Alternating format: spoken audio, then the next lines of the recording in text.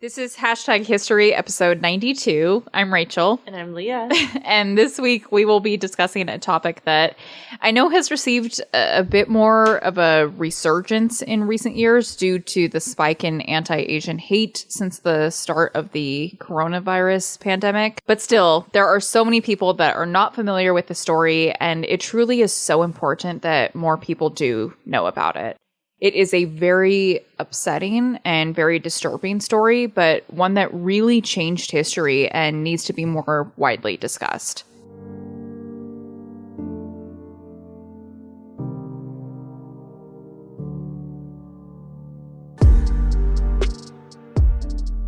Today, we will be discussing Vincent Chin, a 27-year-old Chinese-American man that was beaten to death in Detroit, Michigan on June 19th, 1982.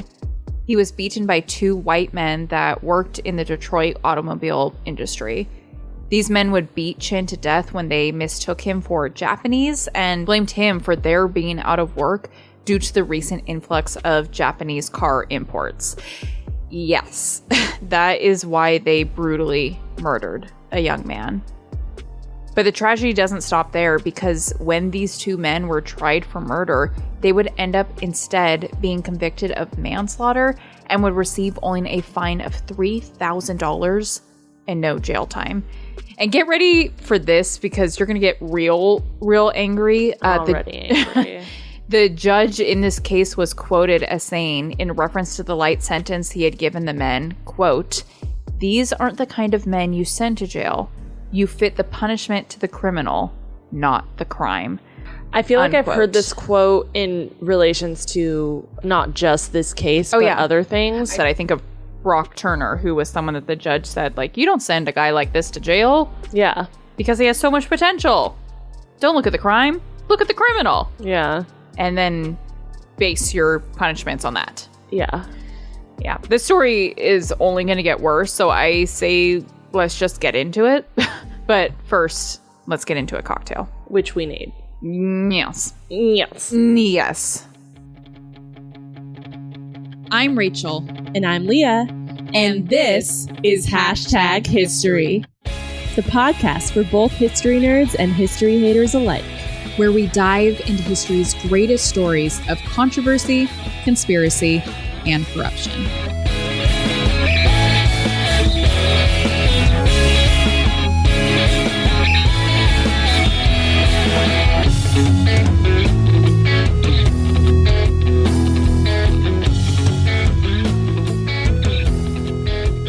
So this week's cocktail is sponsored by our friends Vanessa and Laura from Yay. A Tap on the Wrist, who are beyond amazing and bought us a total of 3 cocktails. Oh my God, that was so generous. And we have been on their podcast. Mm-hmm. We talked about a really amazing woman in history, and they're an amazing podcast. And thank you so much for sponsoring the cocktail. Mm-hmm. I'd just like to say thank you to them, obviously, and a really thank you to all of our cocktail sponsors, because I don't know if you all know this, but alcohol is kind of expensive.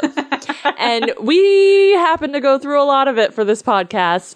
Purely research and official business only, I assure you. Oh yeah, only. But these sponsorships really make continuing our cocktail segments more feasible for us. So thank you. Yes, thank you so much for helping our strictly business expenses. Our purely taxable in whatever. Thank you so much. It means a lot. Yeah. Anywho, this week's cocktail, as always with our darker subject episodes, was hard to land on. Mm-hmm. I never want anyone to think we take these subjects and stories lightly, despite drinking a cocktail throughout the episodes. So I played it safe and did a cocktail named after the location of this horrible incident, which is Detroit. Yeah. So the Detroit River Crossing cocktail contains whiskey, triple sec or curacao, orange bitters, and then just a twist of orange peel, which I actually put like a whole slice of orange on ours because I'm extra. And you have an orange tree. And I have an orange tree that is dropping oranges right now, so I'm trying to use this. I gave you some. Yes, you did. Thank you for that. You're welcome. Thank you. Who wants oranges? Anybody. We will send them out along with podcast stickers. Yeah. Or oranges with podcast stickers on them. Yeah, exactly. Oh, yeah, that'll be nice. Yeah, that'd be nice. So This is a rather simple cocktail, but it comes from the Jazz Age Cocktails book that was gifted to us by our friend Alicia Gutierrez Romine. Yay! Which I am thoroughly enjoying and will probably pull additional cocktails from in the future. Beautiful. So, I think that was the purpose of it. yeah. So Yeah. Thank you, Alicia. thank you. Yeah. All right. Cheers. Cheers. I'm really excited for this one. It's whiskey. What's not to love? And orange is strong.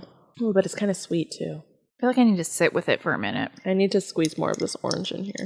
I can't make up my mind. The whiskey and the triple sec is kind of a weird combination. Is that what it is? Because triple sec is like Orangey. orangey, which I know whiskey and orange does go together. I feel like I can't make up my mind about it. I obviously don't hate it because I've already had like 18 sips of it. It's actually very sweet, which Yes. most, like with it only containing like 3 ingredients is weird. Yes. Yes. It's very sweet tasting, like almost too overpoweringly sweet. What is your rating? 6? No, 7. I was going to say 7 for mine. You need to stop it, Rachel. Yeah, I'm not copying you. Maybe I should give my rating beforehand just so I can confirm that I'm not copying you. Yeah. 100% would have again. Yeah. But I feel kind of weird about it. I can't make up my mind about it. Like, do I love it? Do I not love it? It reminds me, this is weird, and I might be a minority here, but reminds me of like cotton candy. I actually don't like cotton candy. It's too sweet for me. I don't think you're a minority. Well, at least in this room, In this you are not the room. minority. Correct, yeah. I don't dislike cotton candy, but I would agree that like I don't choose I don't to love eat it. I would never choose it. Yeah. Yeah. It's kind of like that. I would agree with that. It doesn't taste like cotton candy. Yeah, I feel like this drink might be even better if you like had a bunch of crushed ice in it or something. Make it a little more, I don't know, sloshy. Yeah. Yeah, good. It's good. All right. All right. A 7 from us. Yep. All right, so let's back things up and look at what was going on in the automobile industry, primarily in Detroit, Michigan, during this time period of the 1970s and 80s. We touched on this briefly when we covered the explosive history of the Ford Pinto last season, but 1973 saw a major oil crisis. The 1973 oil crisis could honestly be an episode all on its own, but to sum it up quickly and specifically to the United States, within 6 months of the start of the oil crisis, the price of oil rose by some 300%. Sounds like 2020. Sorry, what? In response to this, consumers were no longer interested in the larger vehicles that required excessive amounts of fuel to operate. Rather, there was a shift in the public interest to more fuel-efficient compact cars. Again, enter the 1971 Ford Pinto. If you haven't listened to that episode yet, head back in our archives to episode 84. I really loved that episode. It was a good one. It was a good episode. Yeah. But back to the story. Before the United States started pushing out their own fuel-efficient cars, such as the Ford Pinto, it was Europe and Japan that were really stepping up. These imports meant that those that worked in the American automobile industry saw a significant decline in production and sales. This was particularly devastating in Detroit, Michigan. For a long time, Detroit has been considered the, quote, Motown. Exactly. Yeah. It is considered to be the heart of the American automotive industry. Detroit has long been known as Motor City, Michigan. It got its name as it housed what were called the Big Three: Ford, General Motors, and Chrysler. Mm-hmm. As American consumers continued to buy foreign imports over American-made automobiles, employees of the Detroit automobile industry had less and less work, which obviously then translates into less and less money and eventually translates into an absolute financial crisis. Racial tension was not a new concept within the Detroit automotive industry. Ford Motor Company has been known historically to be the first large company to hire Black Americans in large numbers. Now, of course, this is a complicated history. Henry Ford is often referred to as a bit more progressive than he really was, because although it really was historic and monumental when Ford became the first company to employ Black Americans in such large numbers, we of course know the opportunities were not equal. Black Americans were more often than not given the more dangerous or less skilled jobs than their white counterparts and did not have advancement opportunities within the company. So again, I say, Racial tension within the automotive industry was certainly not a new thing at this time. Yeah.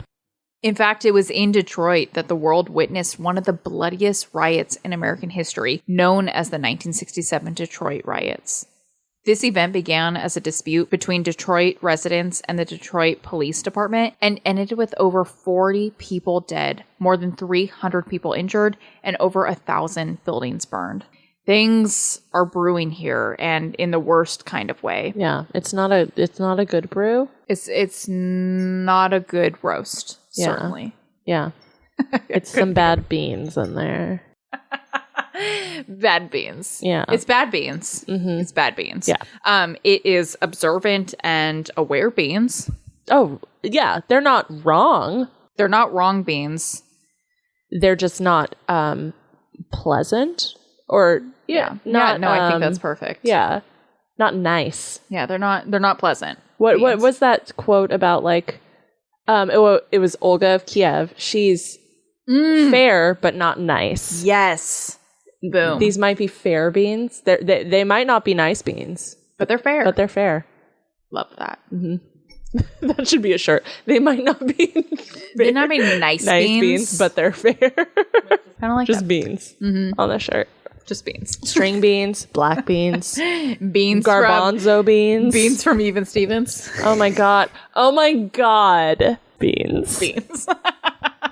In the automobile industry, these racial tensions extended to Japanese Americans as a result of the increase in Japanese imported cars. Sorry, another side tangent. I've been watching Taste of the Nation with Padma Lakshmi. I have no idea what any of that is. It's on Hulu, Okay. and she is the host of Top Chef, but she was a model, but she's also like, she has written and produced a lot of like food books, like cooking books and stuff. Uh-huh. And so she's like a personality, right? Yeah. Anyway, she has a show on Hulu where she goes to and like explores like what it means to be American, but it's like, she goes to Chinatown. So like looks at like the Chinese experience in America while also eating their culinary whatever. I love that. Yeah, it's so good. And that's exactly, not just speaking of beans, but but it also, the episode I just watched last night was Koreatown, and how in LA Koreans, there was like a lot of tensions between Koreans and blacks, like in the 1980s, 90s. Yep. And anyways, that just reminded me of that. Some Americans were so upset about the increase in sales of imported cars that they lobbied to the government, who in turn ended up placing restrictions on imports in 1981, limiting the number of Japanese cars that could enter the United States. I mean, this all is just, history is recycled. History is recycled. Yeah. It was June 19th, 1982, and 27-year-old Vincent Chin was out at the Fancy Pants Club in Highland Park, Michigan. Chin had grown up in Highland Park after being adopted from a Chinese orphanage by Chinese-American parents in 1961. Chin was out at this club celebrating what was his bachelor party. Only 1 week later, on June 28th, Chin was set to get married to his fiancée, Vicky Wong. As the story goes, a stripper had been dancing at Chin's table, and Chin gave her money. And at a table nearby, a white man named Ronald Evans called Chin and his friends motherfuckers and told the dancer not to pay any attention to them, as they, quote, wouldn't know a good dance if they'd seen one. Pause. Unquote. Yes. Pause. I just need to circle back to the fact that it was called the Fancy Pants Club. We got to go all the way back up there. That was a while ago. It has been renamed, but I do appreciate that name. The Fancy Pants Club. The Fancy Pants Club. Yes, please. Sign me up. Michigan. Yes, please. You have a little sense of humor, Michigan. Yeah. Like it has been renamed, but yeah, in 1982, it was the Fancy Pants Club. Yeah. Mm-hmm. Okay. To give some background, though, Evans was a supervisor at Chrysler, and he was there at the nightclub with his stepson that night, Michael Nitz, who had also worked in the automotive industry before recently being laid off. He was there with his son? Could you imagine going to a club with your son? No. Stepson, does that make a difference? No. Does that make a difference? It shouldn't. You're at the club with your stepson? As Evans tells the story, Chin, in response to the remarks about the dancer and being called a motherfucker, got up and punched Evans in the jaw. Oh, okay. Evans continues that he then told Chin that, quote, "It's because of you little motherfuckers that we're out of work," unquote. Ugh, I almost don't feel that it's worth breaking down just how absurd and inaccurate this remark is. Yeah. Because I know that our listeners already know. I just feel like in addition to the comment like that being entirely inaccurate, that it would not be an Asian American's fault that these Japanese imports had become so popular among American consumers. I mean, this comment... It's not this individual person's fault. Correct. And I feel like I said, I don't even know if it's worth expressing this because I know our listeners already know how absurd this whole thing is. But if it's worth expressing this comment was even more inaccurate in that Chin was not even Japanese. Yeah. Chin was of Chinese descent. Yeah. And also, Chin didn't even work in the automobile industry. Yeah. He just happens to live in Motown. Right. Like. Exactly. Has nothing to do with this. Exactly. It feels useless to really even explain that because it is my attempt to make logic from like an illogical statement. And not in any way does this excuse it, but like you said, we cannot make sense of an emotional and ill-informed reaction. Yes. We can't make that make sense to us. Yes.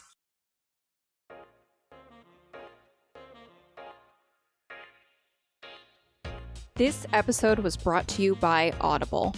Audible is the leading provider in spoken word entertainment and audiobooks. They have titles ranging from news, self-development, business, fiction, and more. Not only do they have audiobooks, but they also have podcasts, wellness guidance programs, and more. The best thing about Audible is that you can download titles to listen to offline, anytime, anywhere, across all devices without losing your spot. And Audible has thousands of titles for you to choose from. Maybe pick one of my most recent favorites, titled The Betrayal of Anne Frank, a cold case investigation written by Rosemary Sullivan. If you would like to try out a free 30-day trial, you can do that right now using our link at www.audibletrial.com/#history. That's www.audibletrial.com/#history.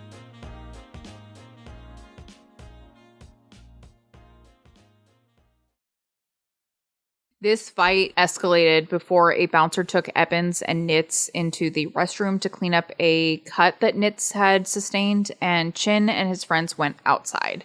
One of Chin's friends, Robert Sorosky, apparently went into the bathroom with Evans and Nitz and apologized to them for Chin's violence, explaining that Chin had had a few drinks before arriving at the club. When Evans and Nitz found Chin and his friends outside the club minutes later, Nitz went to his car and pulled a baseball bat from it.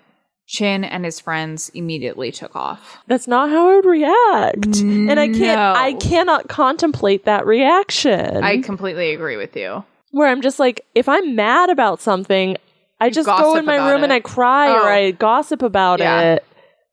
Just the physical reaction to it. Knowingly going to your car and grabbing a baseball bat. And you out of rage. Yeah, and you saying this is actually going to kind of come up later. Yeah. I reactions. cannot. Yes. I can't. Cannot. I can't put myself in their position. Cannot. Evans and Nitz, they hopped in their car and searched for Chin and his friends for the next 30 or so minutes. There are even stories that they paid some random guy $20 to help them look for Chin. That's the other thing. When I'm angry at Eb so quickly, I can't imagine being like, I'm still so angry, I'm going to pay someone $20 to do something. Like, I would say like road rage. I'm like, in the moment, I could see that moment, that literal second of anger. And then afterwards, I'm like, well, that's done. Because you rationalize the situation. Yeah. I'm annoyed with you because you cut me off in traffic. Am I going to hunt you down and kill you and ruin your life and mine for the split-second moment? Because when you contemplate the rest of your life, is this really the most important thing? I can't put myself in that rationale. I have moments of anger, but then they ebb very quickly. Well, because I think you have the logic and the rationale of like, is this worth my time? Is this worth my anger? Is this worth my energy? It's not. Unfortunately for these men, it was. Yeah. Eventually, they did locate Chin at a nearby McDonald's restaurant. They got out of their car and Nitz held Chin down while Evans beat him in the head repeatedly with the baseball bat. I just can't. Some reports state that Chin was beaten so violently that his skull quite literally split open. With the baseball bat, I'm not surprised. Right. Chin was immediately rushed to Henry Ford Hospital. Some sources say that Chin was unconscious when he arrived at the hospital and never regained consciousness. Others say that he slipped in and out of a coma, allowing him to utter a few words here and there. A nurse at the hospital told one of Chin's friends shortly after Chin had been transported that Chin had no chance at survival because, quote, his brain was dead, unquote. Chin would die on June 23rd, 1982, 4 days after being admitted to the hospital. Those that say Chin was able to utter a few words before he passed away say that his final words were, "It's not fair." He was buried on June 29th, which was 1 day after what should have been his wedding day. Oh, I forgot he was engaged. Oh, I forgot. It's horrible. Within the Asian American community, Chin's horrific murder was widespread. But in a more national sense, Chin's murder received next to no attention. It didn't even make national news. Evans and Nitz were originally charged with second-degree murder, but entered into a plea bargain to reduce the charge to manslaughter, which Evans pled guilty to, and Nitz pled no contest. Now, this next little bit may sound really odd to us, given today's courtroom rules, and to be fair, it is really odd. But at this time, prosecutors were not considered to be a necessary part of a legal proceeding in Wayne County, Michigan. Therefore, there was no prosecution present in this case. So there was no one arguing on behalf of the victim. The victim. That's correct. Because there was no prosecution present, that meant that there was no representation for Chin and his family.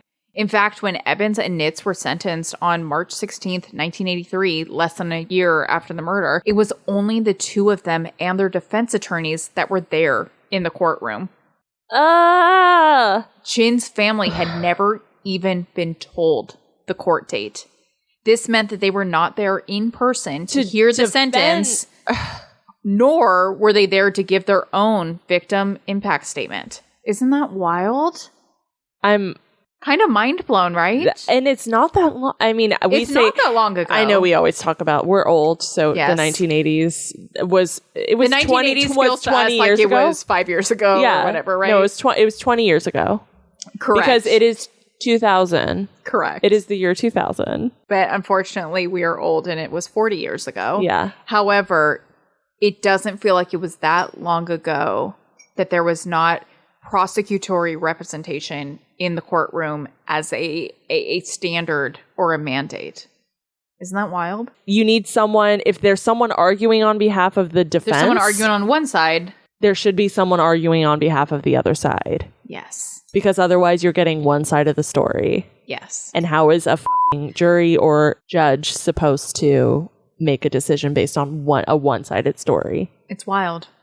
The two men were convicted of manslaughter by Judge Charles Kaufman, who sentenced them each to 3 years probation and a $3,000 fine, as well as an order to pay $780 in court cost. Neither of the men would ever spend any time behind bars for murdering Vincent Chin. Rather, they were given what many in the Asian American community called a $3,000 license to kill. Yeah. You want to murder someone? It's a $3,000 charge. As long as they're a minority. Right. The Asian American community was outraged. Activist Helen Zia became an activist and leader of the Asian American community as they joined together to create the American Citizens for Justice, an Asian American nonprofit that, I'll just quote directly from their website. It says, quote, provides victims of discrimination with legal, social, and economic resources, and advocates for immigrants to gain full participation in the political process, unquote. This organization fought Judge Kaufman's sentence and demanded that Ebbins and Nitz be tried civilly for violating Chin's civil rights. The courts continued to fight that Chin's civil rights had not been violated, as this was not a racially motivated crime, but rather a spur-of-the-moment crime egged on by alcohol. But it was the whole... Sorry. I'm sorry. No, but I think this kind of goes back to what you were saying earlier, is that the courts ended up determining that, like, no, this was just alcohol and testosterone. It wasn't necessarily a racially motivated crime, because who can really say if he made those comments about, we're out of work because of you? Judge Kaufman was even quoted as saying, in reference to why he had gone so easy on Ebbins and Nitz, quote, "These aren't the kind of men you send to jail. You fit the punishment to the criminal, not the crime," unquote. Just apply that equally across everyone, then I will take that. I'll take that if you apply that across the board. No, absolutely. I think, and it goes back to what we said early in the episode. We brought up Brock Turner, that he was this white, privileged, high achieving student, that he committed a horrible, horrific crime, but because, he has so much potential and he has so much wealth and family that will get him to high places, that like, no, we shouldn't sentence him to too much time, because then he won't be able to achieve all those things. Yeah, if that is your standpoint, I can't fault that as long as you're consistent with it. Sure, I think that's a great thing and to I say. would like to look at that judge's Kaufman's history of sentencing and see what if that's consistent. Mm-hmm. That's what I would like to say. Essentially, however, activists were able to get a jury to agree that this was indeed a civil rights matter. And this is a monumental moment in U.S. history, as this here would mark the very first federal civil rights trial involving an Asian American. In June of 1984, Ebbins was found guilty of interfering with Chin's civil rights. Nitz was not. Which one held down and which one beat? Nitz held down. Ebbins beat him. Ebbins would be sentenced to 25 years in prison, but surprise, please, as we like to say, he would not serve any of this time. His attorney was able to appeal his conviction. The Justice Department attempted to retry Ebbins, this time in Cincinnati, in an effort to move the venue from all the publicity in Detroit, but to a jury of nearly all white, blue-collar workers, Ebbins was once again cleared of all charges. A final civil suit was served, which was settled out of court on March 23rd, 1987. Ebbins would be ordered to pay $1.5 million, and Nitz was ordered to pay $50,000. Over the course of the next 10 years, Nitz would pay the $50,000 he owed to the Chin estate. Ebbins, on the other hand, has still not paid what he owes, which now is in the amount of approximately $8 million due to years of accumulated interest. And, oh my God. Yes. He hasn't paid a penny. He just refuses to pay. He has said he doesn't have the means to pay. This is disgusting. It's a horrible one. I hadn't heard of this one. What happened to Vincent Chin is horrendous. And clearly there was no justice served here. But as activists have said, Chin's murder wasn't all for naught. It unified and galvanized the Asian American community. Following this injustice, the United States saw an increase in Asian American civil rights attorneys. It was also from this case that court proceedings changed, ensuring that victims of a crime would be represented in court by making it mandatory that the prosecution is present at all hearings and that the families and friends are allowed to give impact statements. Yes. It was also because of this case that there began to be a tracking system put in place to track hate crimes against Asian Americans and Pacific Islanders. The murder of Vincent Chin has made a lasting impact on the fight for civil rights. I love the way that author Paulo Yu describes the impact. Yu, whose book is titled From a Whisper to a Rallying Cry, The Killing of Vincent Chin and the Trial That Galvanized the Asian American Movement, says, quote, "Aside from the tangible legal changes that happened in the court system, Vincent's case inspired a younger generation to get involved as activists, as writers, as lawyers, going into politics, trying to affect policy change. There are so many Asian American politicians out there now, which is so wonderful. So I think our voice has been raised, our stories, our history, our contributions have been raised. So we've got to go out there and fill in the blanks, because if we don't, who will? Unquote. I think it's amazing that so much positive change and awareness came from this horrific incident in history. But I also think as humans, it helps us to end on a happier and more flowery note because it makes us feel better, right? 100%. Yeah. But Vincent Chin was a real person with a heart and ambitions and dreams and goals. He had a family that loved him, a fiance that was planning to marry him within a week of his brutal murder, who said in more recent years that, quote, "It still hurts me very much," unquote. He had a mother who was so devastated by her son's death that she said, quote, "Vincent's soul will never rest. My life is over," unquote. Following his murder, his mother moved back to China in an effort to escape the tragic memories here in the United States. She would return to the U.S. in 2001 to seek medical treatment, passing away only a year later. Oh, that was like really emotional. No, I know. I'm like tearing up. We end a lot of our episodes on a sadder note, and that's okay. I don't want us to always have a happy ending because there isn't always a happy ending. History isn't past tense. Yes. Yes. Oh my God. Another absolutely. t-shirt slogan. Absolutely, though. Yeah. Anti-Asian hate crime is still a very, very real thing. Something that has become even more prevalent since the coronavirus pandemic began in 2020. History continues to repeat itself in the worst ways, and Vincent Chin's story reminds us that this hate has been around for a very long time, and we still have a long way to go to create change. To close things out, I wanted to share more about the American Citizens of Justice organization that we mentioned earlier in the episode. You can head to their website at americancitizensforjustice.com, where you can sign up to volunteer or you can donate to help fund their mission.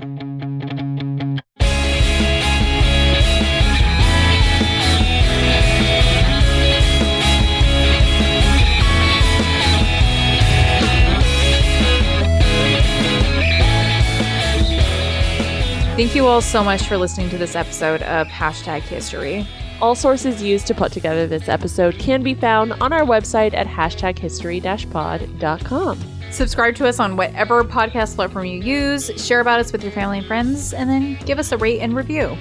Be sure to check us out on Instagram at #history_podcast. We also are on TikTok, so check us out on there at #history, and we're also on Twitter. Yes. At #history_.